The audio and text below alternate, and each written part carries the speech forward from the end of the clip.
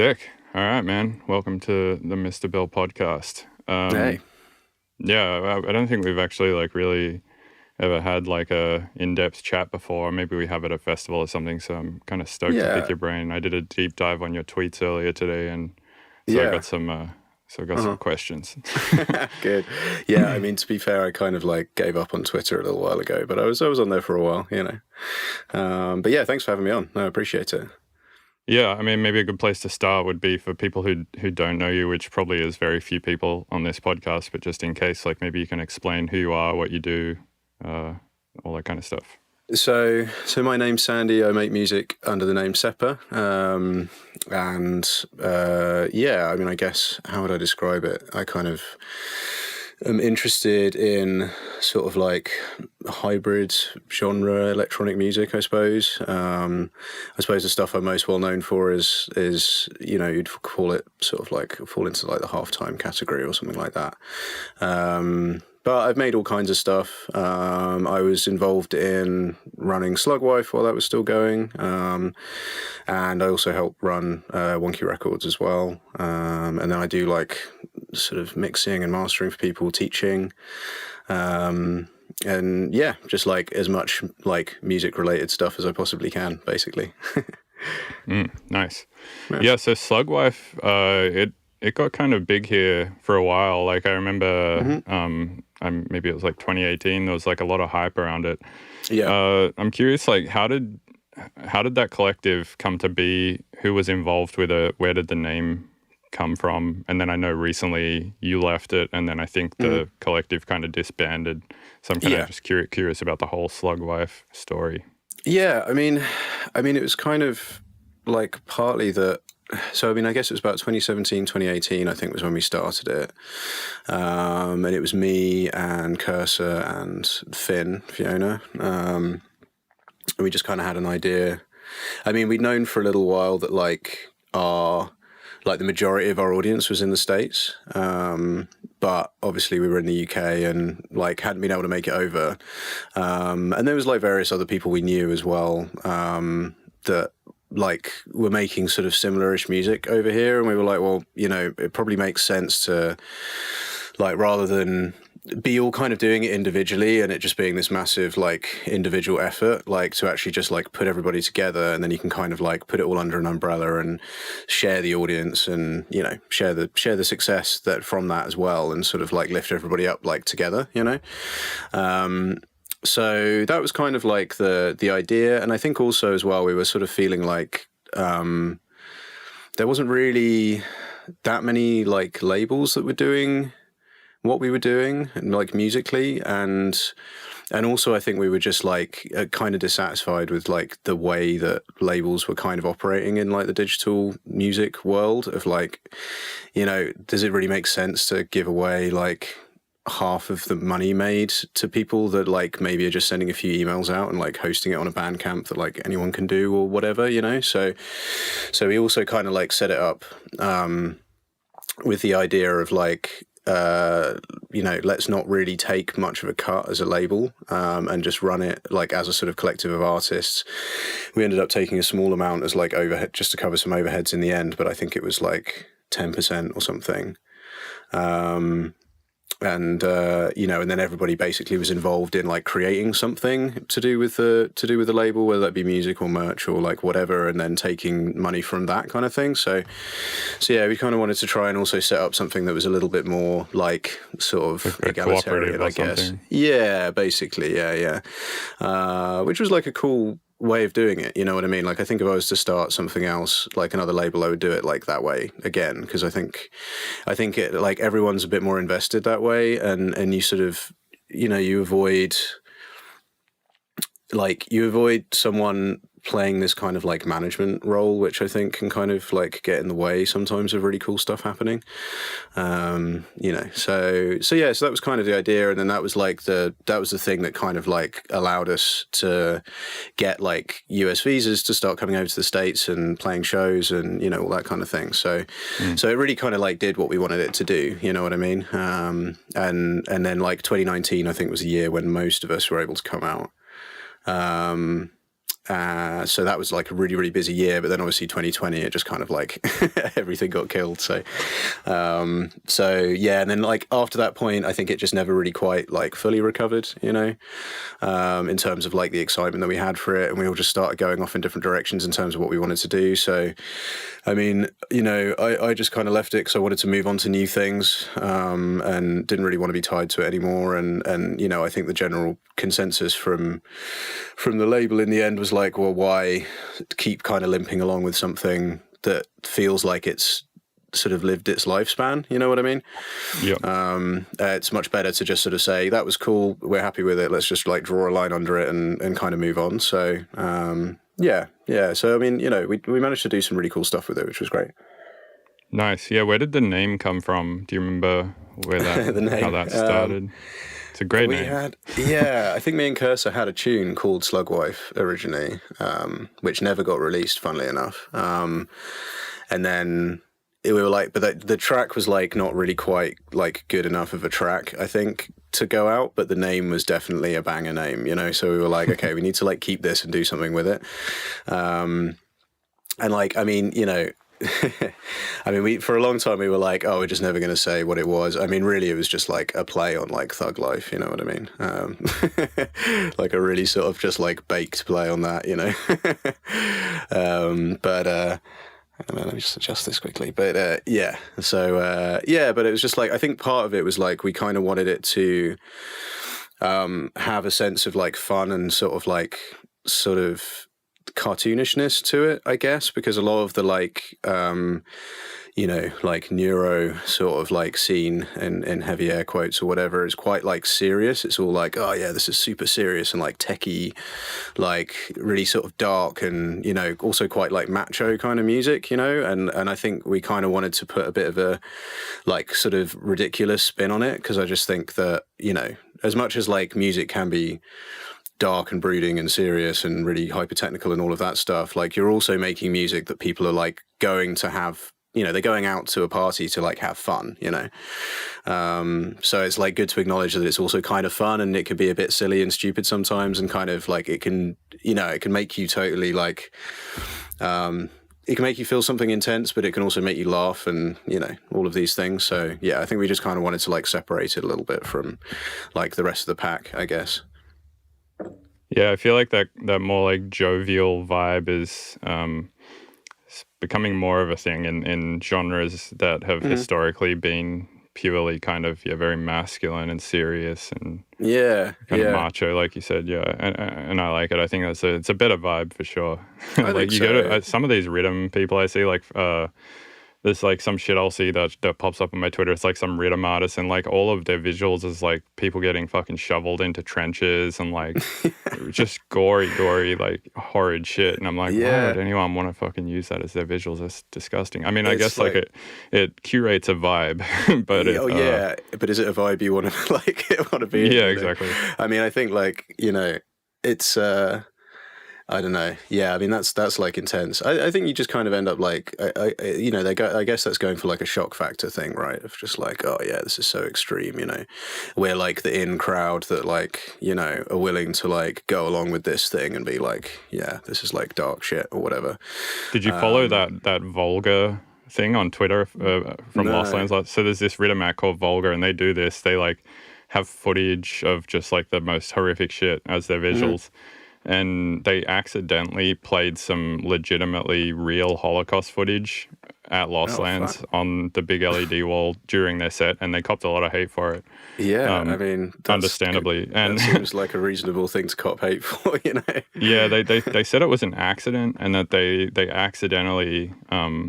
So the way that they accidentally did it was they just were pulling a lot of clips basically off YouTube and stuff like that, and one of the clips was tagged with the tag Contagion, so they thought it was from the movie Contagion, but it turned out to be actual legitimate Holocaust footage. Yeah, like, yeah, that's, I mean, like, but, you know, when you're getting to the point where you, like, can't even really tell, like, what's actually Holocaust footage or not in the visuals you're pulling. I don't know if you got a bit too far with it. It just seems a bit extreme. I don't know. I think you just end up like kind of like, I don't know. Yeah, it becomes this really like kind of a, like aggressive, like hyper macho kind of thing that is ultimately kind of like alienating for a lot of people in a way. I mean, I guess everyone has their own like vision of what they want to do or whatever, but you know, I think that, you know, if someone's coming out to see you play, you know, you should give them some kind of like some exciting, you know, fun experience. You know, it could be meaningful and you know, have deep like depth to it as well. But I don't know. I mean, you know, everyone has their own ideas about how they want to do it, I guess. Yeah, agreed. So one thing that I saw that was a recurring theme on your Twitter is that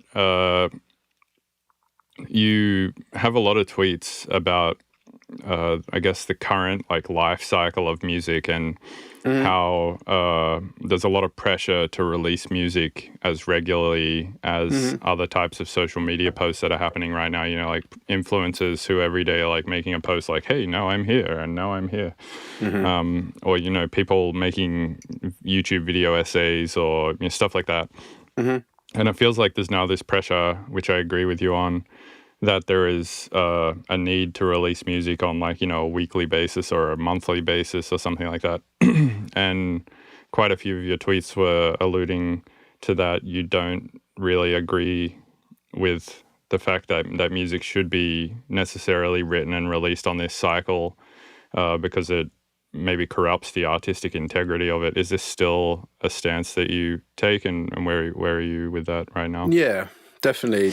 Yeah. I mean, I think that was something that I was really like, because I guess it was about a year ago, probably I was like tweeting about that a bit more because it was around the time that I was like starting to really seriously think about doing this album that's coming out, you know, very soon.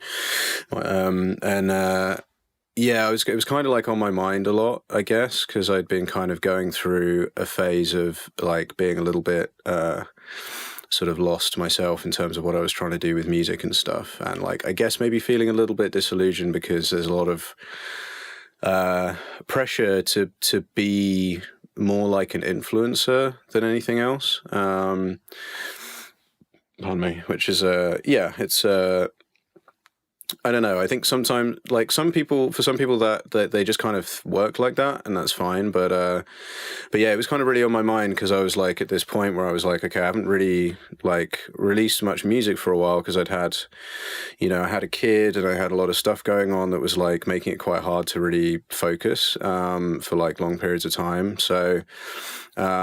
But I didn't want to just start throwing out stuff like tracks just kind of half baked or whatever, you know, even though that's kind of like the general consensus of like, oh yeah, just keep like, you know, you just got to keep throwing them out like you're just like making Instagram posts or whatever, you know, just like, oh, more content. You know, and like people describing their music as content is a bit of a bugbear for me. But yeah, so it's kind of like, I don't know, thinking about that a lot. And I the reason why I was tweeting about it was because I was like, you know, that as a musician, you get a lot of advice from people that are more like, I would say more on the like PR side of things, saying, oh, this is how you like game the social media system to like get as many followers on whatever, Instagram or Twitter or whatever, or TikTok as you want kind of thing. You have to keep shoveling this stuff out. But I was just wondering, like, from like an audience point of view, like, do people actually like enjoy receiving music like that? You know, does it actually like kind of undermine it? You know, does it make it less meaningful somehow? You know, and I think like, you know, there's always going to be some people that don't really mind, you know, maybe they're more of a like casual consumer of music anyway. So they're just like, you know, whatever. But I mean, I think for a lot of people, you know, and I've had a lot more conversations with people since I put that tweet out as well. But, you know, for a lot of people, I think they want meaningful stuff, you know, like life is just filled with just like throwaway shit these days, you know. It's like just kind of like constantly filling your mind with just like the stuff that your phone like spews at you, and it's like you read it and then, you know, it's occasionally you think about it for a bit but then you forget about it and move on to the next thing or whatever. And I think I think at this point to create something like an album or something that actually has some like staying power in terms of, you can listen to it over and over again. Maybe it can be connected to personal events in your life and it can actually start to really like mean something. I think people do still really want that. Like, I don't think that format of making music is like dead by any stretch of the imagination. So yeah, I think from like a sort of artistic sort of point of view, there's still a lot of like validity there. I mean, the tricky part is like, how do you like make that work when like a lot of the way that you would bring interest to yourself and maybe therefore, like followers on social media and then maybe bookings and all the rest of it is by being really, really constant, and constantly putting music and stuff out there. So, you're sort of accepting like a bit of a handicap, I guess, if you go down the route of like releasing less regularly and just putting out like albums or longer releases or whatever. But I mean, I think, I just sort of decided I just wanted to feel good about what I was making, and that takes time. So it was worth it for me, Do you think it is not possible to make meaningful music quickly? No, not at all. I think you can. I think everybody's a bit different in that regard. I think for me, often the way it goes in the writing process is the track is kind of written very quickly, but it takes me a long time to really finish it. So in terms of actually like it being like a meaningful piece of art, like it becomes that very, very quickly, But I think for it to get to a point where I'm comfortable with it actually being like sort of released into the world to a point where I can't like change anything about it. For me personally, that takes time, but I also know a lot of producers that are happy to just commit and just get it out there, and that's also like perfectly valid. But I think you just have to kind of be a bit sensitive to your own like sort of way of working, I guess. Yeah. Do you think that that needing to spend a lot of time on it has any bearing to needing to feel a sense of ownership over the piece of music? I sometimes feel like if I make something very quickly, and I'm like, I don't really know like what else to do to it, but that felt too easy. Like that doesn't feel like I put enough effort into it to warrant it being a finished piece of music. And I don't necessarily like feel this like deep sense of ownership. Like I worked really hard for this, over it. And quite often I'll just sit on a track for like a year, won't actually do anything new to it, and then put it out just because I kind of felt like it was too easy. Pleasure Seeker was an example of this, and it ended up being like one of my biggest tracks that I've put out. Yeah, great track. I wrote that track in like an hour while I was like high on ketamine. And and then I sat on it for years, and I at first I originally was just like, fuck it, I'll put it at the end of my podcast as like a podcast outro or something.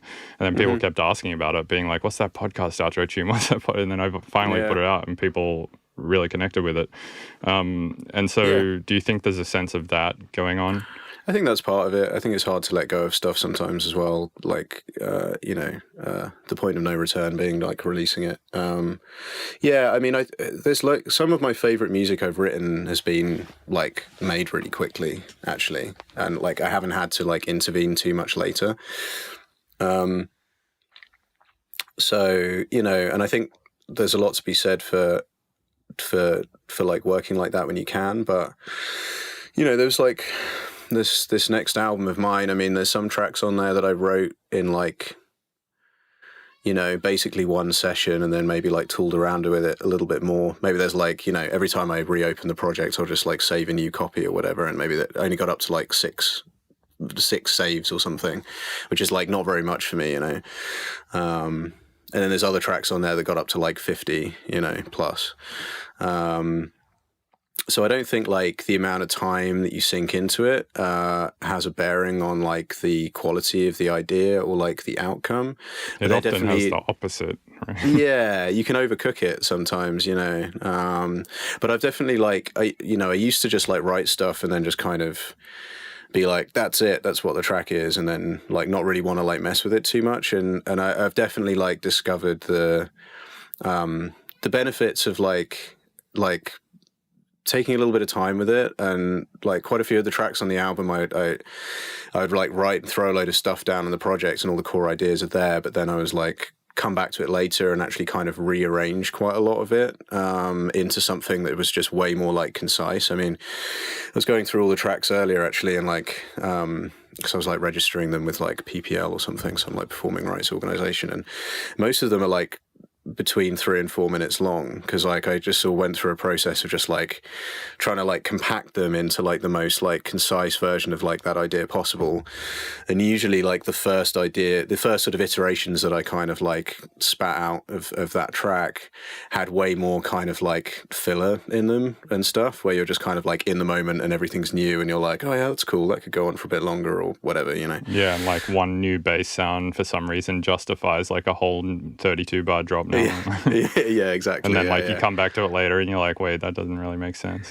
yeah, exactly. I mean, my like major weakness is like always like I like tracks that like evolve, you know, so they start somewhere and they sort of build from that point onwards. And usually like the point where it first drops, it's just like not quite a fully formed idea, and like my weakness for a long time was like leaving that in, and it's like, actually no, just like chop all of that out and like start from like a later point where you've like, you know, you've figured out what the hell's going on like a little bit more. Yeah, like found the actual motif. Yeah, I always called it just like finding the thing, you know. I'm endlessly just like searching for the thing, whatever it is. This like nebulous concept of like, you know, the personality of the track or whatever it is. Yeah, I almost find more often than not the way that I get to that thing is by making like something that's just kind of sounds too sweet and too pure and normal, and then I have to destroy it a few times to get to something more gritty and more like that I feel like it has like some interesting character to it. It's like the first thing always just sounds like MIDI. And I'm like, oh, this kind of sounds too clean. Sort of like, it's like it sounds like kind of lame. And then I destroy it, resample it over and over. And then eventually I'm like, all right, that's got some personality now. Yeah. Interesting. Yeah. Because I often find like my first iterations are like way too complicated. Like there's just way too many things going on. Because I always like, I mean, I'm always working from like primarily from like a folder of sound design stuff, you know, that I've made at some point. And like, so there's always this temptation of like, oh yeah, a bit of this and a bit of this and like a bit of that sound, a bit of that sound, and then like try and cram it all into like a 4-bar loop or something, and it's just like way too crazy. So I always end up kind of having to go back and like keep stripping stuff out until I kind of like get down to like the actual like skeleton of like what it is, you know what I mean? And then, you know, and then from that point it's like, okay, cool, now I can kind of embellish it a little bit more. But I think it just kind of comes from the fact that I you know, like was really well and still really enjoy it as well. Like breakcore and stuff was just such a massive influence on me. I really like edity kind of like sort of over the top kind of music, and so, you know, there's a part of my brain that's just always like do that thing, like put more like fills and edits and like crazy moments in, you know. But actually, like a lot of the time, especially with more like kind of bass music stuff, you know, simplicity is so vital to like getting your point across. You know, I'm always trying to like walk this line of like something that's like simple enough that people can immediately find something to hold on to, you know, and it's like kind of, it's got this like immediate kind of grab to it, but then like kind of complex enough that there's like depth to it at the same time. So if you want to like listen to it multiple times and get really like nerdy about it, you can kind of like keep digging out more and more kind of interesting moments and elements and things. And I think kind of like walking that line is kind of like, for me, the really interesting part of like writing music these days. Yeah, I did notice you made a tweet saying re-listenability is king. My favorite albums are often ones that I'm not sure I like until the third listen, and then they just keep getting better every time I go back. So I agree with you, but how do you try to ensure that your music has that for other people? I mean, that's an interesting question. I mean, I think for me, the natural tendency is to go kind of weird with it straight away, and make stuff that is maybe a little bit like alienating on a first listen. and I definitely have been trying in the last couple of years more to sort of try and like make it slightly more easy to make sense of on that first listen, you know. But in terms of getting depth, I mean, I think it's just a matter of like texture, like really a lot of the time with like electronic music. I mean, it's like, you know, it's easy to just think it's just fundamental elements of like, okay, you know, you've got your drums, which might be like a kick and a snare, and then some like hi-hats and a bit of percussion or whatever, and then like a bass line could be one sound or a few different sounds, and then, you know, one other element like a lead or something doing chords or whatever, I don't know. But actually, like, stuff really kind of comes to life and gets a lot of depth once you start then bringing in loads of other really subtle textural elements and like kind of noise elements and things, and just sort of like fitting that kind of around everything else, and like adding this kind of like detailing and stuff in. And often it can kind of end up adding like whatever the sort of like noise equivalent of like harmony is, I guess, to like a track, you know, where it's like you're adding sonic depth to like what's happening, that kind of you're creating like an environment that people are going to like live within for 4 minutes or however long the track is, you know. So I think that's part of it. I think also like I spent a lot of time thinking about and working with a lot of like finding those like recurring like elements and like how to actually like deploy them sort of properly throughout the course of a track so that you get this feeling of like evolution. You know, I very much try and avoid the like okay, the drop's the drop and it's just going to happen like twice, you know, and there'll be like some space in between, like breakdown or whatever. I always kind of want it to be like going somewhere. So I guess even though it's like, it's sort of drop-based music, you know, I sort of feel like you can kind of categorize most like dance music into two categories. It's like sort of drops or like sort of evolution, I guess, sort of evolving music, you know, and like drop-based music is like very much still what I'm making. On, you know, on the more evolving side, I guess you have a lot of like techno and, you know, stuff like that, where it's like very much about the gradual progression over time. And I like very much always try to sort of like incorporate the sort of a bit of the philosophy of this more evolving kind of side of dance music into like the drop-based stuff. So, you know, first drop idea happens, that can develop, and then by the time you get to your sort of second drop, or, you know, the next time it kind of really kicks off, it's not really doing the same thing. It's like moved on but in a way that makes like logical sense somehow. You have to kind of make it convincing, you know what I mean? You can't just like suddenly do something completely different. Because then it just sort of feels like you've just stitched two tracks together. But yeah, so I think, you know, and I think that gives it a lot of like re-listenability, because you can then find these different kind of like through lines to follow through the track. You know, you can be paying attention to different layers and different elements and see how they kind of evolve and change, or how does a melody like develop, or, you know, appear at the start and then come back in a slightly different format later, you know, with more development or whatever. So yeah, I think those are, you know, like definitely like the two kind of main things that I'm probably thinking about when I'm trying to really add like depth and development to a track beyond it just being like a loop, you know. Yeah, I mean, how do you approach that? Same kind of shit. I mean, like it just you need a lot of detail, I think, to give it re-listen value. But that detail can come in many forms. Oh, what? Oh, your camera just did something weird. All right, let's come back. All right. Yeah, I think that detail can take a few different forms. Like you can have you know, a lot of like sound design texture, but I don't feel like that gives me much re-listen value. Like, you know, I can listen to some crazy sound design shit that is mixed perfectly. And quite often I won't go back to those tracks. The ones that I find myself going back to are the ones that have interesting structural and melodic changes and interesting like thematic changes. Definitely. Because at the end of the day, I mean, music, I think, is sort of like an emotional language.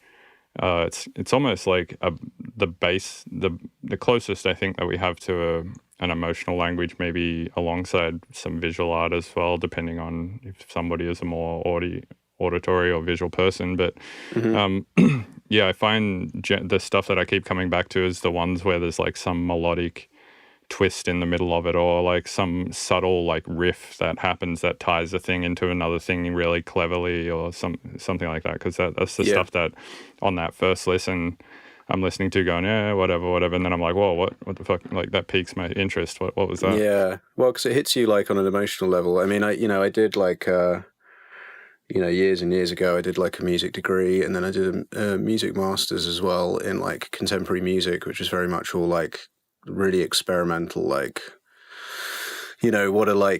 how far can you go to the outer edges of like music and it still be music kind of thing. It was like, a lot of what we were like doing. Very philosophical.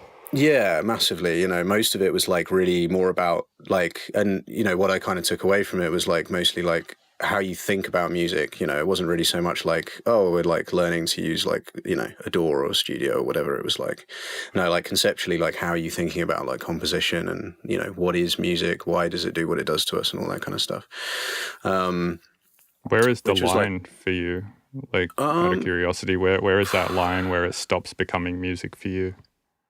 And where is the line? I was having this thought the other day. I was like thinking, what is the minimum viable music for me to where like if I removed one thing, it would no longer be music? And I really want to try and make a track like this where like maybe I'll have a sample that just keeps saying, is it music yet? Is it music yet? Or something like that throughout the track. But like have it be like not music, just noise or something.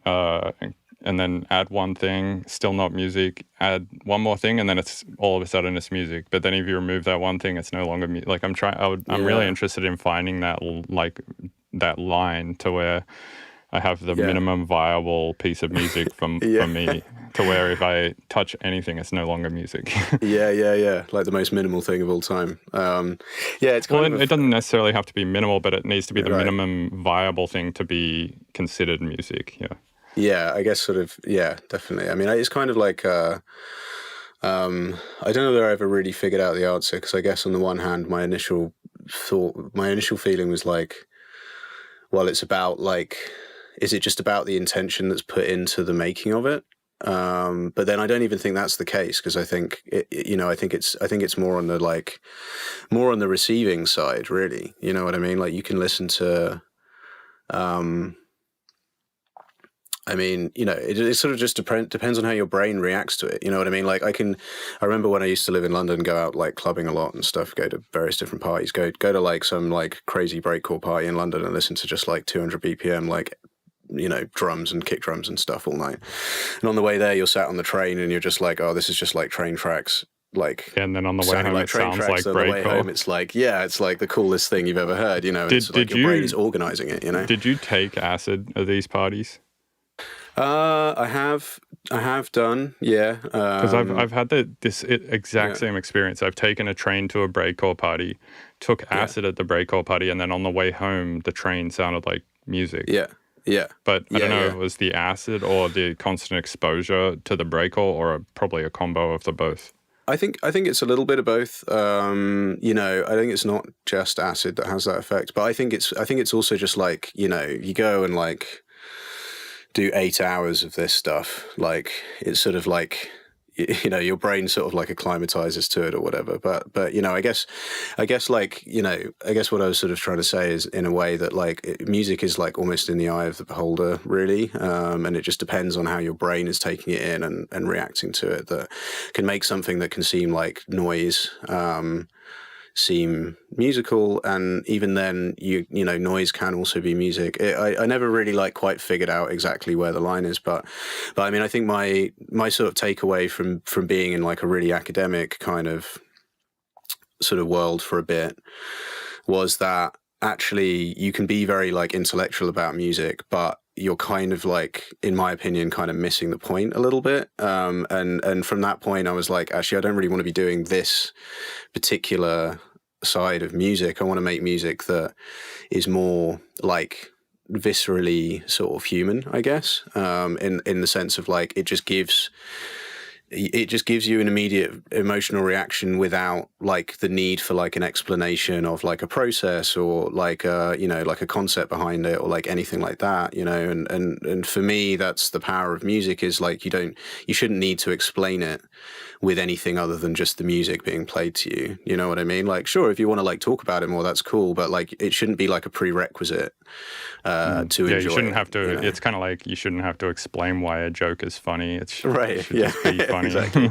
Yeah, exactly. So, you know, and the power of music is that it's just this sort of like totally abstract, like, I sort of feel like it's almost like the most like direct sort of the art form that interfaces most directly with our emotions, because it's so impossible to explain how it's doing it. Like, language is just removed from the equation completely, you know what I mean? And it's like, but it's also like temporal as well, you know. You're in like a time-based experience, so you're actually like existing in that experience for a little bit, and so yeah, and it's just connected into the way we feel, like directly somehow. There's some way our brains are set up that just, you know, it just does that, you know.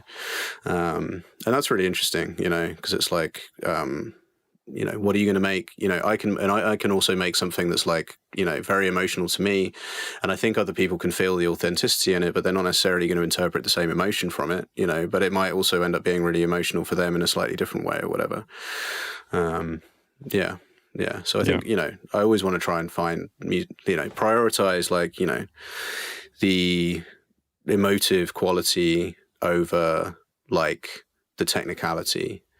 You know, for example, like you were talking about really sound design heavy stuff or whatever, that's like technically very impressive, but like I agree completely, like that stuff generally doesn't really grab my interest very much, because, you know, that's all well and good and it can be like some really crazy technical complicated stuff, but like the beauty of like the perfect melody, like it, you know, that just sort of gets you in like so much more of an emotional way, you know. There's like do you know Sam Gendel? He's a like jazz saxophonist. Can't say I do. He's well worth checking out. He's done some really cool stuff. But like, yeah, I was like binging loads of his stuff lately, and there's just a couple of tracks where it's like there was an album he did with, I can't remember, a guitarist. It's just like soprano saxophone and like guitar, and like there's just something about the chord progression in combination with the melody, and basically all it's doing is just like an A B C sort of like fairly simple structure, but there's like a sort of perfection in it that's so engaging that I listen to it like, you know, probably 100 times in like a couple of weeks, because it's just spot on, like perfect. It just got me somehow, you know. You know, and that's so far removed from all the like really sound designy, techie, crazy shit that, you know, like we're exposed to a lot of the time. Yeah, I mean, a lot of just like band music, let's say, made with instruments is interesting because they're sitting with the sort of artistic confinement of being locked to just like one sound, one instrument, and they have to figure out like, how can I do this and just make this one thing, this one sound be interesting.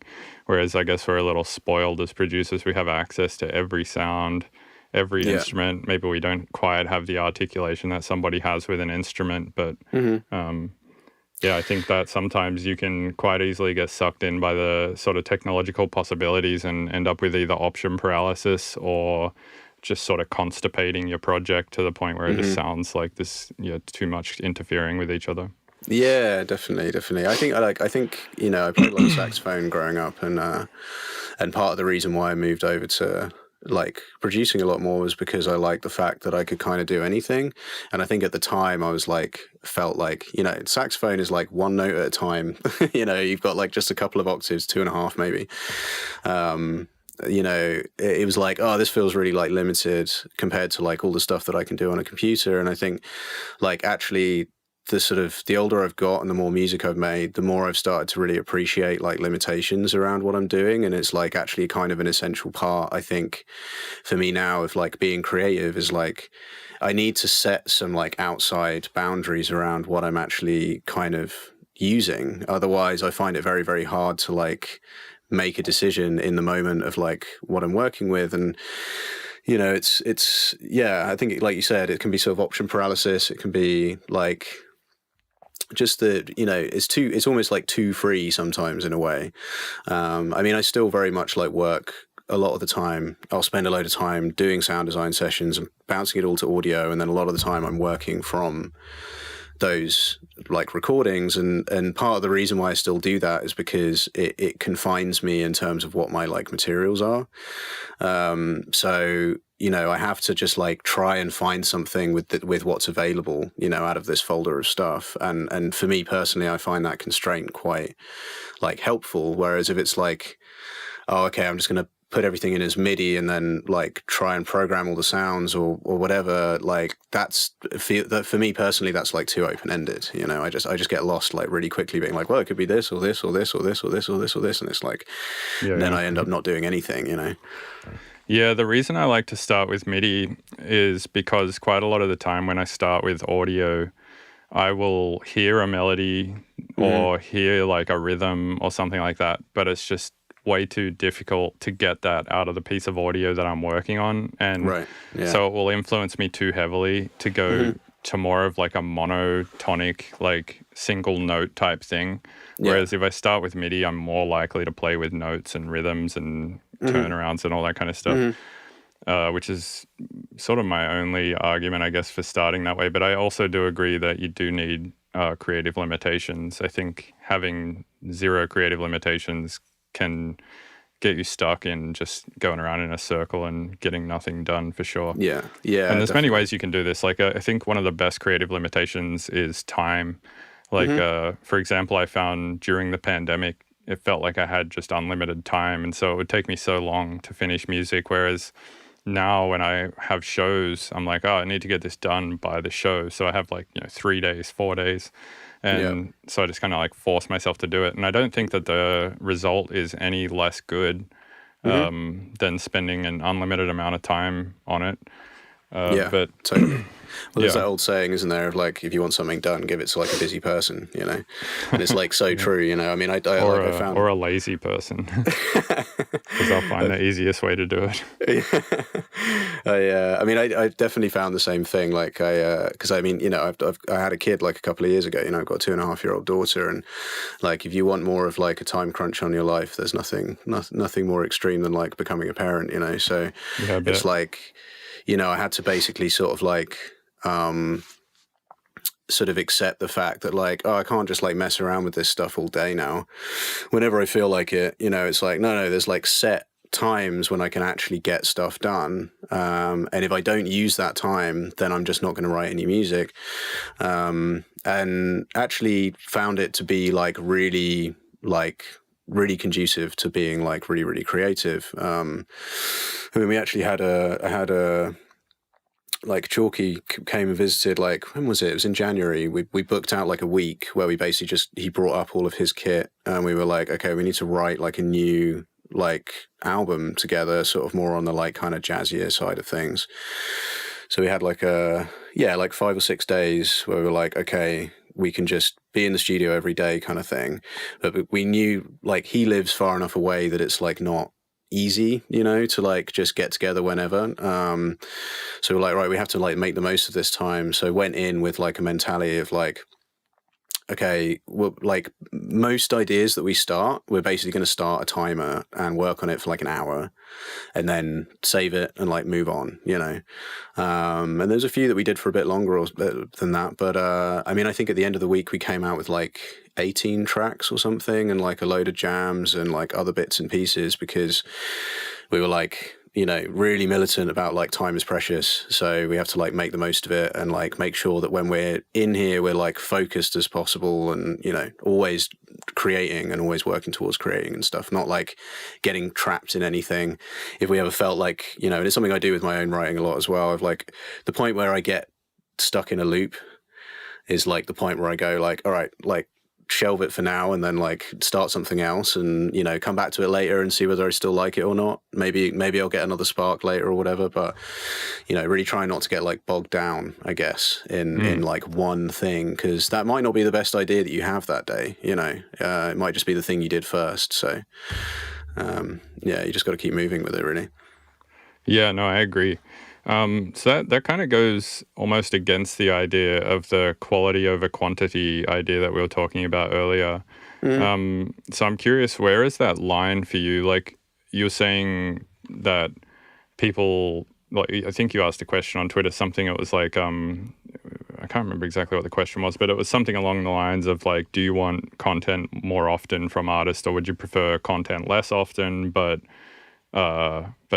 higher quality content? Hmm. And my thought is that like, I think I would prefer an album a year from an artist that is 90% of the way there Hmm. than one track a year from that artist that's 100% of the way there. And I feel like Yeah. a lot of the music I make, I get to that 90% pretty quickly. And it's that last 10% that for some Yeah. reason takes like weeks. Uh-huh. And honestly, I think that last 10% is sometimes just semi-useless to anybody else other than me anyway. So Yeah. it's like that saying goes, don't let perfect be the enemy of good. So I'm curious, like, Yeah. where is that line for you on quality and quantity? Yeah, I mean it's a tricky one because like I find the same thing of like it's hard. I mean, you spend a lot of time just like tweaking and polishing stuff when like probably on balance it doesn't make that much of a difference.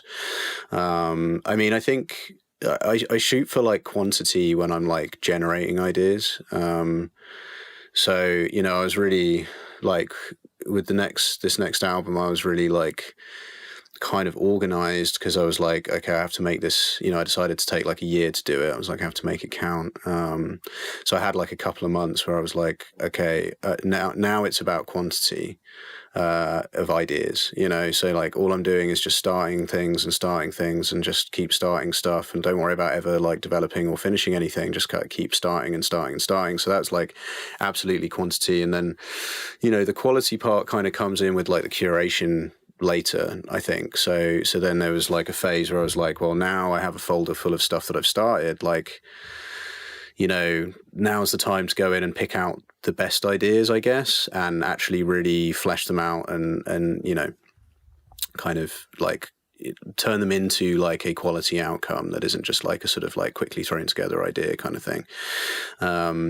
But yeah, I mean, I think perfection is a trap a lot of the time, and I think inevitably, as much as I'm always like striving for it, I guess, to some degree, because I think we're all like perfectionists, otherwise we wouldn't be like doing what we're doing and doing it in the way we're doing. But it does always get to a point where I'm like hyper conscious of like, okay, I have to just let go of this now because this is like the closest it's going to get to whatever this like mystical idea of perfection is that doesn't really exist or whatever. But like, okay, this thing still sounds slightly weird to me, but it probably sounds completely fine to other people, So yeah, I mean, I think it's like trying to find that balance of like, I don't think you should feel like rushed to put out music because of like trying to fit into this kind of like influencer style sort of like rat race, you know what I mean? But you should still put out music. You shouldn't get like trapped by like endlessly working on the same thing forever.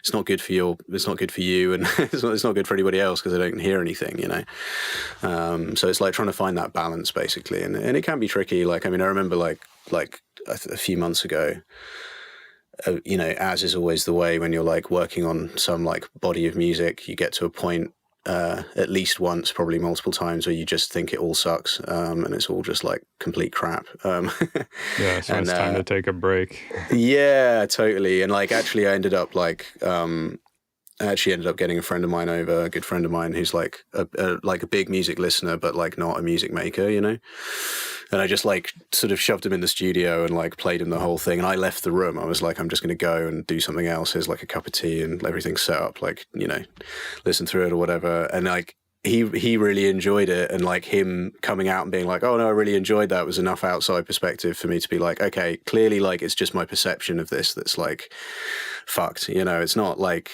the music is. There's a reason why I enjoyed it when I first wrote it or whatever. You know, but yeah, that's usually a sign you've worked on it for too long, for sure. Yeah, I mean, totally. Like, if I look at my studio desk right now, I'm like, oh, it's pretty tidy. But if I get a magnifying glass and like start looking over it, I'm sure I'll find like bacteria and all sorts of shit that grosses me out. And at some point, I'll be like, I don't even want to go near that fucking desk. Yeah, that's a good way of talking about it, actually. Yeah, it's like you just like get so myopic at looking at something for so long, and because you're able to have all of the layers there and pull it all apart and like check out each thing individually, and you're looking at it all through like fucking spectrum analyze, like, you know, every possible thing that's going on in there, which you should. Yeah. But it's also, it also comes with the cost of having a bit of a bent perception of it. Oh yeah, totally, like warped perception, you know. It's the point where it's like, you know, I find it really valuable then playing it to other people and then like enjoying their reaction, you know what I mean? Like I'm able to enjoy that music more through other people enjoying it than, whereas if I stick it on my own, I'm like, oh no, that thing's still not quite right, or I'm not totally happy with that, or is that too like boomy, or like whatever, you know. It's just start getting like hyper analytical again. I mean, it's sort of like, yeah, it's like a bit of a blessing and a curse being like sort of like having that kind of like training your brain into that like really analytical way of like listening to music, you know. It would be nice to be able to just detach, which I guess is partly why I end up listening to a bit more kind of like non-electronic music at the moment, because it's like I'm less like critical of it, you know, from like a production point of view. I can just sort of go with it a little bit more. It's like, oh, the recording might be a bit weird, but so what? Like, you know, you're still getting the music, you know. Yeah, you're like connecting with the raw musical value of it rather than the sonic value of it. But I guess that's kind of where electronic music is interesting too, is that it's both. Yeah, and that's it, because you're like, sorry, go ahead. No, go.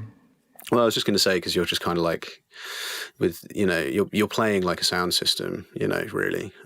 So then the production values become important because you're trying to get it to do something quite physical, I guess, you know, at high volume in a way that like is exciting, but not like, you know, stressful or fatiguing to listen to at the same time. And you're trying to sort of like walk that line. And that's kind of an interesting thing to me, is like, you know, I think to a certain extent, when you listen to like instrumental music, you're listening to like a recording of, you know, potentially a recording of something that is a little bit more live. A lot of it is quite produced, but essentially you're trying to like replicate a bit of a live feeling thing. But, you know, with electronic music, it's like, it's the speaker is the instrument, really. That's what's kind of being played, you know. So yeah, and it's kind of that's kind of an interesting thing to me, really, is like, how do you really deliver like that like dialed in sound system experience? That's always been like fascinating to me. Yeah, I mean, I'm surprised that it makes sense, but also I know that you're a mastering engineer, and so I would assume that you'd probably have like where the metrics of your tunes have to sit pretty on lock, and that you do think about it pretty analytically. Mm-hmm. I'm curious how you deal with splitting your brain into both sort of the writing and then into the mixing and mastering process. And also I'm curious like what your mastering process is and how you got into that. Yeah, no, it's I mean, it's hard, like, to be honest. It'd probably be easier to sort of like pass the mastering side off to somebody else. But I think for me, with my own music, it's all quite like integrated, I guess. So it would be kind of hard to separate it. And like, even though the times that I have had tracks mastered by other people, even though they've done a really good job, it's just not quite represented the track in the way that I would have liked it to be, you know? So I just kind of like sort of feel like, I guess it's my own sort of like sort of thing I want to do and sort of struggle with a little bit at the same time, I guess. It's a lot easier to be much more kind of like detached and analytical, I guess, with other people's music. And like, you know, there's definitely like really clear sort of like balance and metrics and everything that I'm always shooting for, with, you know, the final balance of a track, you know, a final master track or whatever. But there's so much sort of subjective kind of like wiggle room in there as well.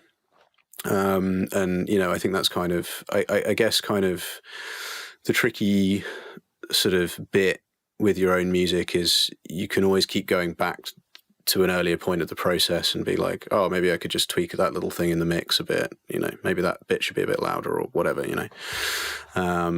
You know, I fucking hate that. I so often we'll go back to an earlier version and be like, there's something about that I like too, though, after spending like 2 days moving forward in a different direction with the mix. Yeah, so it's tricky. I mean, I had to be quite...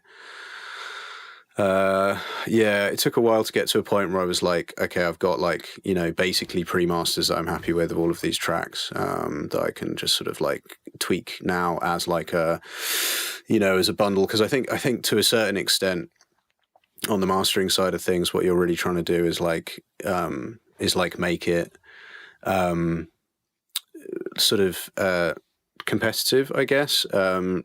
Maybe isn't quite the right word, but you're just trying to make it like, I think that's a good word for it, conform to like a certain sort of standard where you could play it amongst similar music and it would like make sense, you know. It's not going to suddenly be like a totally different balance or whatever. But the other thing is like you're trying to make the release itself cohesive, you know. So every track will be made slightly differently and stuff, and so you're really trying to like make it sort of a continuous experience where at no point is someone interrupted by like, you know, oh, I want to turn it up or turn it down a bit, or like, oh, this track suddenly feels kind of harsh and that makes it a bit difficult to listen to, or whatever, you know. You're trying to like trying to make it feel really like kind of cohesive from start to finish.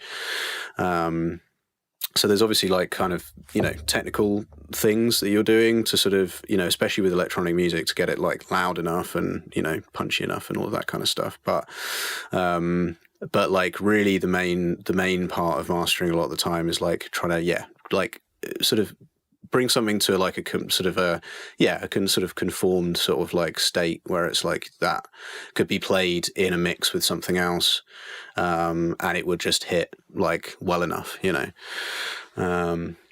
Which is like, it's kind of interesting because it's like, you know, the tools that you're using for mastering are not that like different from what you're using for producing anyway. Like, you know, it's still like limiters, clippers, compressors, EQs, all that kind of stuff. You know, it's not like the skill that you're learning is not like a technical one so much as a like sort of perceptual one, I guess. It's like training your brain to understand like how something should sound, how to like bring out the best qualities of like a particular piece of music, and kind of represent it as well as possible whilst also making it competitive and all of these other things as well. So yeah, I would agree. I think like my hearing at this stage of my life is probably not the best that it's ever been. It's still pretty good. I mean, I wear earplugs all the time. My hearing's by no means like damaged and shitty, but I'm sure it was better when I was 20. But I think my brain is better now for sure. Like my perceptual ability to hear stuff that I couldn't hear before is there. So I agree with you. It's more about training a sense almost. Yeah, definitely. And I think that's the way, you know, like, you know, you see these like sort of, you know, legendary mix engineers that are like in their 60s or 70s or whatever. And it's like, you know, their hearing sucks like compared to like someone who's like 25. But it's like they're like the way they process what's coming in is like so much more developed, you know, and the way that they know their tools and all that kind of stuff is like so much more developed. And it's like, it's also knowing your space and, you know, just the experience of working on so many different kinds of music. You just kind of like know like where the outer limits are of what you can do, or what you should be doing, I suppose, is maybe a better way of putting it. So yeah, I mean, I enjoy it a lot. It's like a very nice counterbalance to the really creative stuff. Because it's a bit more of a technical thing. You're still trying to connect into the creativity of the person, you know, that track that someone sent you. Try and get in their headspace and try and really like enhance that as best as you can. But there isn't that like emotional investment that you have with your own music, you know. So I find it quite a good like, it's a good sort of counterweight. And for me as well, it kind of, you know, I do like mixing for people as well, and it's a good like way to sort of like sustain myself, like financially as well, while I'm like working on a bigger project like an album or something like that just takes a long time and there's no payoff till you've done it, you know. So it's just something to do, like to keep things ticking over as well, you know. Yeah, that makes sense. In regards to mastering, are you on Team Clipper or Team Limiter? I'm on Team both at the moment. Okay. I was on Team Limiter for ages, and then went down just using clippers for a bit, and then I've kind of found that like the cleanest kind of result I've been able to get is often using a clipper to just sort of set the upper limits of like peaks, basically, to sort of control the sort of erroneous like moments, and sort of shave a little bit off so that by the time it arrives at a limiter, you're just dealing with a much more consistent kind of uniform thing. Because a lot of the time the problem with limiters is like if you have like a sudden spike or something that's like, you know, like out of the ordinary, it's like an outlier. Limiters just don't react to that in like a very nice way. You know, it's just, you know, you get like audible ducking or like whatever. So yeah, I'm kind of like at the moment, definitely kind of, usually it's like, you know, saturate, newfangled audio saturate, into Pro L2. I've found to be like giving me like the cleanest kind of results. But it's kind of really dependent on the track though. Like I have a clipper on my like my default Bitwig like project that opens up just has a clipper on the master, for example, and I'll just like work into that for a while first, and then maybe at some point later I'll like retool it into like being like clipper and limiter or something. I think some music does kind of benefit from just being clipped and just being like loud as hell, you know. So it just really depends, you know. And then there's other music like, you know, the stuff that's much gentler, like, you know, the clipper artifacts are just going to be so audible that's not going to work as well. But then you're also not pushing for like volume in the same way, so it doesn't really matter, you know, if you don't have that in the mix. So it is like dependent on what you're doing, what you're trying to do, you know, how loud do you want it to go. If you want to go like insanely loud, then really just like clippers are the way, you know. Yeah. My strategy lately has been limiters in intros, breakdowns, and outros, and then I just automate the limiter off in the drop, and then I just let Ableton's output clip it. Right. Yeah. So it's like a hard clip, I guess. Yeah, like if you render it 16 or 24-bit, it's just going to clip the tops off anyway. Yeah. So I just sort of let Ableton's default master output just do that during the the drops, and then for whatever is not a drop, like the softer bits, I use a limiter. Okay. Yeah, interesting. Yeah, definitely. Like, I mean, sort of a weird one where it's like that kind of hard clip can sometimes weirdly end up being more like transparent than a soft clip. To me, yeah, and drops, like especially like bass music drops that are supposed to be loud. You want the drums hitting, you know, you don't want any transient removed. You want that like instant attack, instant release. Clippers are the way, man. They're like way cleaner in my opinion for that kind of stuff. Oh, definitely. Yeah, I mean, I use them like extensively, like within like the project as well. Like all the drums and everything is all getting clipped as much as like it can without losing transient punch or whatever, you know. It's like everything. I mean, you know, the ideal is like, you know, like making a mix where like at most you only need to like push it a couple more dB to get it up to like that volume that you want, you know what I mean? It's hard to do sometimes, and it's also just really dependent, you know. A lot of people that hit me up about like mastering and stuff are like sort of pushing for like loudness, and everyone's always asking about like LUFS, you know, how loud is it in LUFS, and it's always like something that people are really concerned about. And I get it to a certain extent because, you know, I guess you want it to sort of stand up. Obviously, like if you have a track that's like massively quieter than, you know, a drum and bass track that's at like -10 LUFS is just like not going to work, you know, like for example. But but like it so depends on like how you write and how you like produce.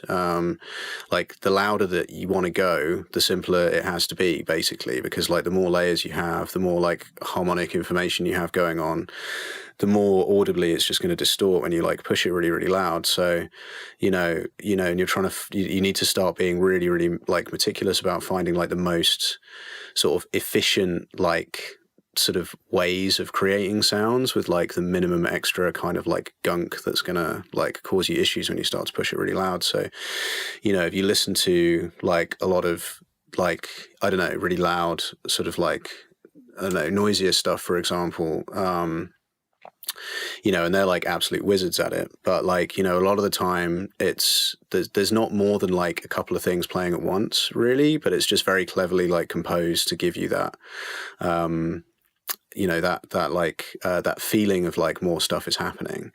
But everything's very like meticulously placed, and that's kind of what you need to do if you want to get it like super loud. And that's kind of like a compositional choice, I guess, and like a creative choice. And, for me, I mean, I think, I like try and push my stuff pretty loud, but like at the same time, I also like layers, and I like texture and depth and things. And so it's okay if it's like at times a little bit like, it's not right up at that upper limit, often it can sound a little bit better anyway if you give it a little bit of space, like breathing room, that kind of thing.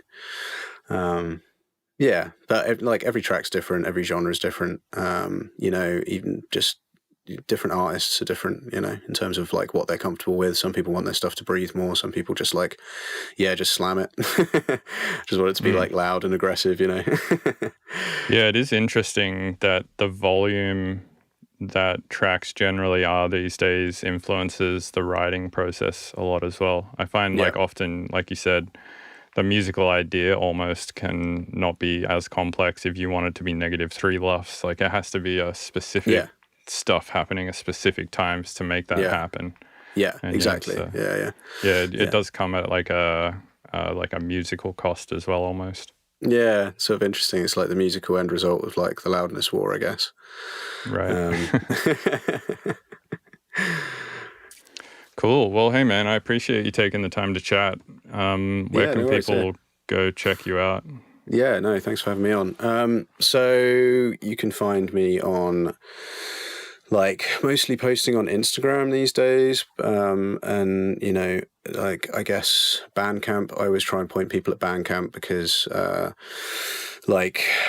follow me on Bandcamp and I can actually like email you and probably actually get to you. Whereas on social media and stuff, it's like a total crapshoot at the moment. So that's a good spot. And then, I put stuff up on SoundCloud as well. And then, I've got a new album coming out. I was going to say, when is that out?